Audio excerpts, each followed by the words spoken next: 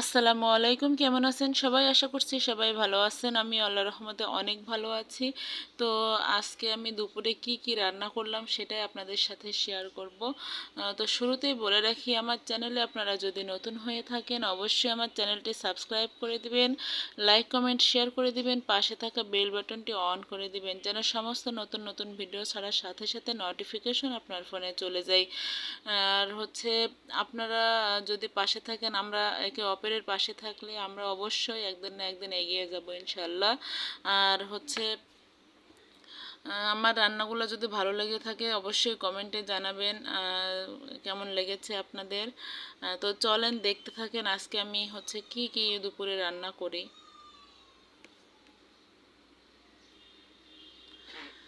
তো আমি হচ্ছে লাউয়ের খোসা প্রথমে ভর্তা করে নেব। লাউয়ের খোসাগুলা এই যে সুন্দর করে ধুয়ে নিয়েছি। লাউয়ের খোসা প্লাস লাউয়ের বিচি একসাথে ভর্তা করব আজকে আমি। লাউয়ের বিচি ভর্তা আলাদাভাবে করলেও কিন্তু অনেক সুন্দর লাগে, তো আজকে আমি একসাথেই করব। তো দেখেন আমি কিভাবে ভর্তাগুলো করি।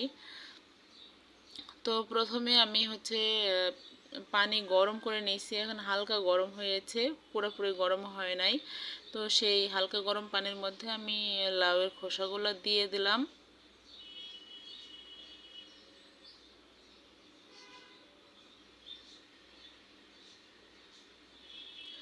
এরপর আমি দিয়ে দিচ্ছি লাউয়ের বিচিগুলা। এরপর দিয়ে দিলাম সামান্য পরিমাণের লবণ, দিয়ে লাউগুলা সুন্দর করে সিদ্ধ করে নেব। কালারটা চেঞ্জ হয়ে গেছে সিদ্ধ করাতে। তো পানি শুকায়ে আমি আবার ঠান্ডা করে নিয়েছি, নিয়ে একটা ব্লেন্ডার জারে ভরে নিয়েছি, নিয়ে ব্লেন্ড করে নিলাম।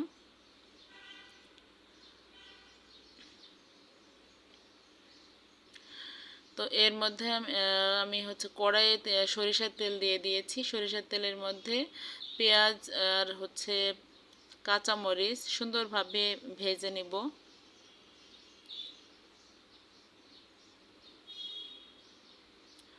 তো কাঁচামরিচ আর পেঁয়াজ সুন্দর করে ভাজা হয়ে গেছে। এরপর আমি দিয়ে দিলাম ব্লেন্ড করা ওই যে লাউয়ের খোসাগুলা।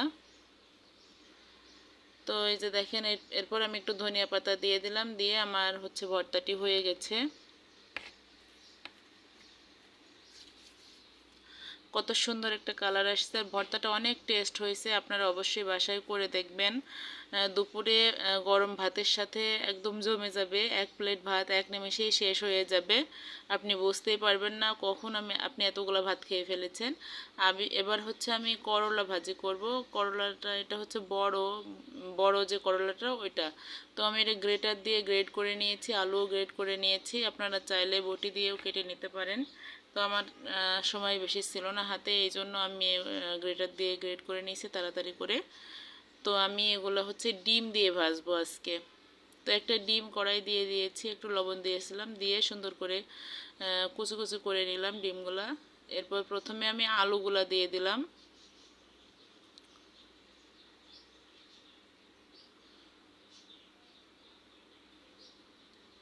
আলুগুলো দিয়ে 2-3 মিনিট মতো নাড়াচাড়া করে একটু হলুদ দিলাম সামান্য পরিমাণে।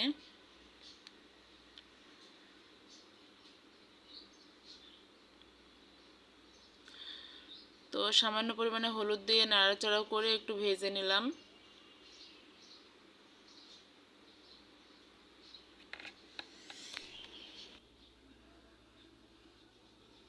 তো আলুগুলো ভাজা প্রায় হাফ ভাজা হয়ে গেছে, তারপরে আমি করলাগুলো দিয়ে দিলাম।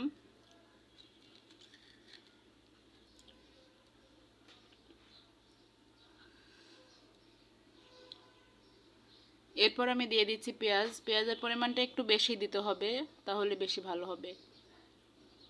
তিতোটা একটু কম লাগে, করলা ভাজিতে যত পেঁয়াজ দেওয়া হয় তত মজা হয়।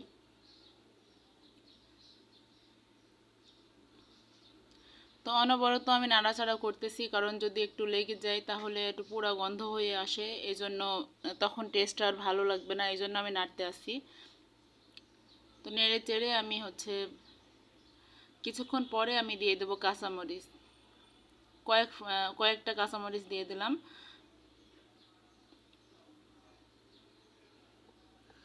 কাঁচামরিচটা দেওয়ার পরে আমি আরও 5 মিনিট মতো রান্না করব।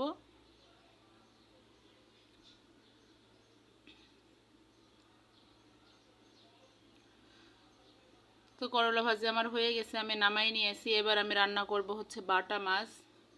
তো বাটা মাছগুলো আমি সুন্দর করে ভেজে নিব। আমি এখানে লবণ, হলুদ আর হচ্ছে হালকা একটু মরিচের গুঁড়া দিয়েছি, দিয়ে সুন্দর করে আমি ভেজে নিব। তো মাছগুলো আমার ভাজা হয়ে গেছে, আমি উঠাই নিয়েছি।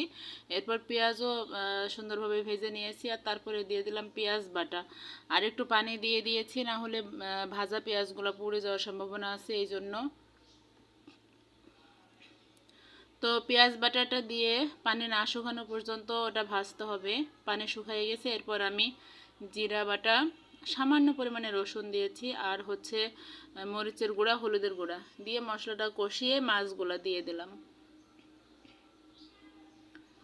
মাছগুলা দিয়েও আমি হালকাভাবে একটু কষিয়ে নিলাম, যেন মশলাটা মাছের মধ্যে সুন্দরভাবে ঢুকে যায়। তো সুন্দর করে নেড়েচেড়ে কষানো হয়ে গেছে। এই পর্যায়ে আমি একটু ঝোলের পানি দিয়ে দিব। বেশি পানি দিব না, কারণ ঝোল খুব বেশি রাখবো না। অলরেডি হয়ে গেছে আমার রান্না। দেখেন মাছের কালার কত সুন্দর আসছে। তো এতক্ষণ কষ্ট করে আমার এই ভিডিও দেখার জন্য আপনাদের অসংখ্য অসংখ্য ধন্যবাদ। আপনারা সবাই ভালো থাকবেন। আসসালামু আলাইকুম।